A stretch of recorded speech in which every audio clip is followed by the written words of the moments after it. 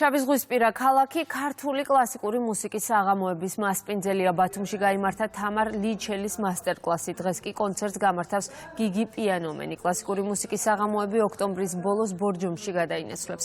შეგახსენებთ, ფესტივალი მაისში დაიწყო. მისი მიზანი ქართული კლასიკური მუსიკის პოპულარიზაცია და საქართველოში მცხოვრები ქართველი მუსიკოსების გაერთიანებაა. 2 საათიან მასტერკლასში შეიძლება ერთი სიტყვა ან ერთი წინადადება იყოს ისეთი, რომელიც ჩემთვის აღმოჩნდეს გადამწყვეტი. და ვინაიდან ეს მე თვითონ მაქვს გამოცდილი, ამიტომ ვფიქრობ, რომ არის მნიშვნელოვანი ეს ბავშვებისთვის. მით უმეტეს ახლა გოგონას ვამეცადნებ სრულიად არაჩვეულებრივს, რომელიც ერთ სიტყვაში აკეთებს ყველაფერს და ეს ჩემთვის ძალიან დიდი ბედნიერებაა. ეს არის მასტერკლასები, რომელსაც ქაბადონი თათა ჩაატარებს ჩვენი სკოლის მოსწავლეებთან.